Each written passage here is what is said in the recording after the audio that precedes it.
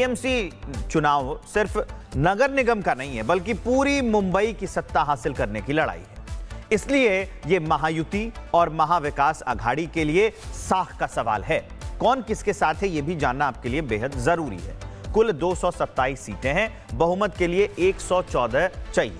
अब यह जानिए कि कौन सीट किसने पे लड़ रही है और किसके साथ कौन आ रहा है। बीजेपी 137 सीटों पर लड़ रही है, शिवसेना 90 सीटों पर लड़ रही है, बहुमत के लिए 114 चाहिए। कांग्रेस के पास 143 हैं और वीबीए के पास 46 जो हैं सीट हैं। एमएनएस जो महाराष्ट्र नवनिर्माण सेना है, उसकी संख्या भी मैं आपको बता देता हूं। कांग्रेस के पास 143 और वीबीए के पास 46।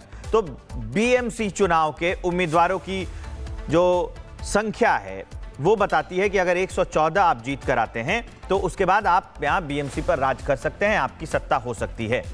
लेकिन बिल्कुल पब्लिक जो फिगर है जो सामने आएगा उस पर आपको भरोसा करना होगा, क्योंकि एग्जिट से एग्जैक्ट होने का वक्त आ गया और 10 बजे के बाद ये सारी चीजें क्लियर हो जाएंगी।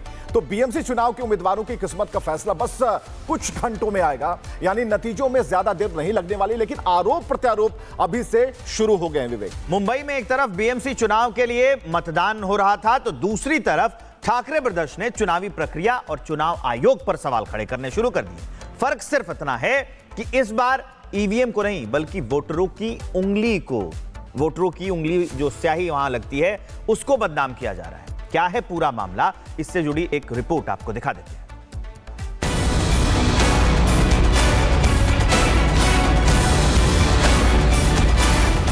बीएमसी में वोटिंग हो गई, कौन जीता और किसे हार मिली ये आज तय होगा। लेकिन नतीजों से पहले ही ठाकरे ब्रदर्स ने स्याही पर सवाल खड़े कर दिए। ठाकरे ब्रदर्स ने आरोप लगाया कि इलेक्शन में इस्तेमाल हो रही स्याही आसानी से मिटाई जा सकती है। उनका इशारा फर्जी वोटिंग की तरफ था। तो इसका क्या मतलब है? बाहर जाओ, स्याही मिटाओ और वापस आ जाओ।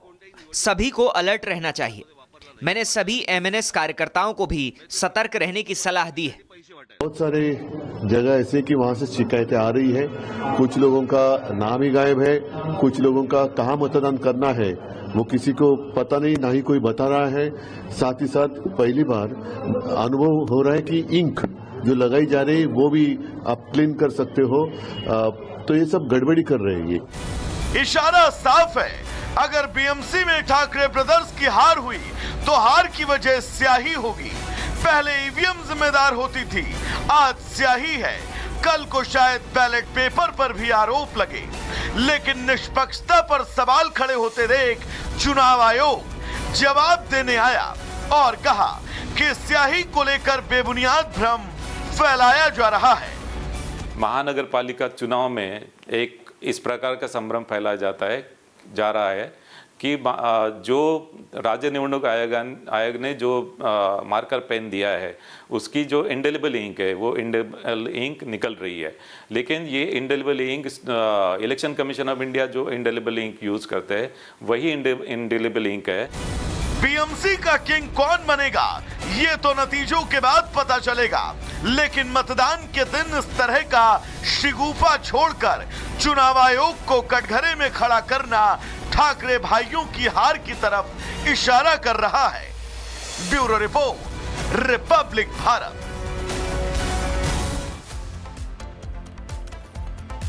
तो बीएमसी चुनाव पर पूरे देश की नजर है और हमारी भी नजर है, क्योंकि हम भी इंतजार कर रहे हैं। हम और विवेक लगातार बैठे हैं इस बात को लेकर कि आपके पास जो सटीक नतीजे हैं वो पहुंचाएं और मुंबई की जो नगर पालिका की दिशा और दशा है वो बिल्कुल क्लियर हो जाए। हमारे साथ स्टूडियो में वरिष्ठ पत्रकार अवधेश जी मौजूद हैं। अवधेश जी, बहुत बहुत स्वागत है। सुबह सवेरे आपसे मुलाकात होने का मतलब है कि कुछ ना कुछ ऐसी बात जो कहीं भी किसी भी प्लेटफॉर्म पर ना दिख रही हो। पहले तो मुझे फैक्टर बताइए, जो एग्जिट और एग्जैक्ट का अंतर है वो बताइए, और ये भी बताइए कि अलग अलग दिशाओं से जो मुंबई में रहने वाले लोग हैं, क्या ये भी एक फैक्टर है जो मराठी वोटर्स पर हावी हो रहे हैं, इस बार प्रभावी हो रहे हैं? नहीं, इसको हावी शब्द इस्तेमाल नहीं करते हैं। मुंबई एक मेट्रोपॉलिटन सिटी है, यह बात ठीक है कि चूंकि वहाँ के कल्चर में मराठा है, मराठावाद है, मराठी भाषा भी है, लेकिन उसको केवल एक पक्षीय दृष्टि से देखे, क्योंकि महाराष्ट्र के लोग भी इतने विवेकशील हैं कि ये भारत देश हमारा है। विविधताओं भरे देश में केवल किसी जाति, किसी भाषा, किसी समुदाय की बात उठाकर 60 के दशक में तो राजनीति चलती थी। क्योंकि इस बार क्या हुआ कि उद्धव ठाकरे जी ने और राज ठाकरे जी ने जो 60 के दशक में शिवसेना के जिस मुद्दे पर शुरुआत हुई थी बाला साहब ठाकरे ने, गुजराती बनाम मराठी, मराठावाद, मराठी अस्मिता, उसको उन्होंने बहुत मतलब जिसको बोलते हैं तीखापन से खड़ा किया। उसमें लोगों को जोड़ने का भाव नहीं था। मराठी बनाम हिंदी, तो उस समय तो वो बात अपील कर रही थी, क्योंकि महाराष्ट्र का विभाजन, गुजरात अलग राज्य हुआ था, मुंबई गुजरात में न चला जाए, एक भाव था। इस समय वो परिस्थिति नहीं थी। तो जब आप स्वयं मराठा वर्सेस गैर मराठा बात करते हैं तो दूसरे लोगों के अंदर अगर उसकी प्रतिक्रियाएं होती है तो एक बड़े चंक ऑफ वोट से आप कट जाते हैं। ये इस बार जो है जो महाराष्ट्र में दिखाई दिया था। दूसरे कि आपके समक्ष जो समानांतर दूसरा गठबंधन है जो कि सशक्त है, वो कोई मराठा विरोधी बात कर रहे हो, उसमें मराठा नहीं हो, वो मराठावाद से परे गए हो, ऐसा होता नहीं है। तो इसलिए जानबूझकर रणनीति के तहत आपने अपने को संकुचित किया है। और ये अपील भी नहीं कर रहा है, लोगों के दिमाग में था कि भाई एकनाथ शिंदे मराठी है कि नहीं है, अजीत पवार मराठी है कि नहीं है, बाकी सब मराठी है कि नहीं है, इन्हीं दो लोगों पर मराठी क्यों आया है।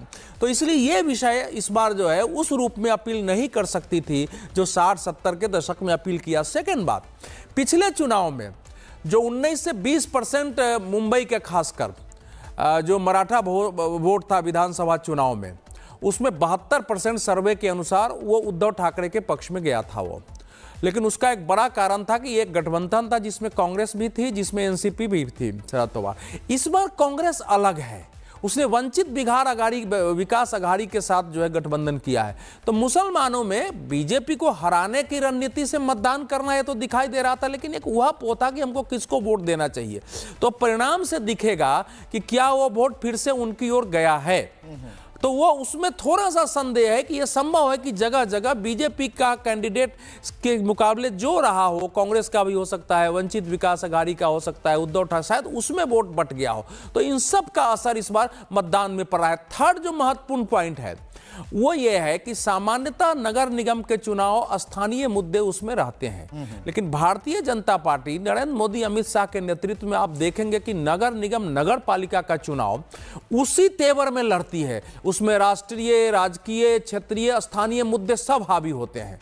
तो आप देखेंगे कि ये चुनाव जो है वो नगर निगम का नहीं लग रहा था जैसे कोई विधानसभा और लोकसभा का चुनाव, सारे मुद्दे उसी प्रकार से उठे। और इन लोगों ने भी या तो रिस्पॉन्ड किया, ऐसे विषय उठाए कि उसका उत्तर देने में उस प्रकार से एक व्यापकता इस चुनाव को प्राप्त हो गया। बिल्कुल, और एग्जिट पोल ये भी बता रहा है, क्योंकि अगर हम देखें पूरे सिनारियो को देखें, विवेक, इसे आप समझ पा रहे हो कि मजदूर वर्ग से लेकर जो बाहर से कमाने के लिए जाते हैं वो, या फिर जो छात्र वर्ग है, या फिर जो इंटेलेक्चुअल वर्ग है, या फिर जो खुद की स्किल से आगे बढ़ा हुआ वर्ग है, या फिर जो टेक्नोलॉजी वाला जो वर्ग है, ये सारी की प्राथमिकताएं अलग अलग हो जाती हैं। विवेक, ये भी एक बड़ा फैक्टर होता है कि इस बार इन लोगों ने जब चुनाव की बारी आई तो चल कुछ और रहा था, लेकिन पुरानी चीजों को छोड़कर इन्होंने कुछ नयापन की तरफ अपना रुख ज्यादा दिखाया।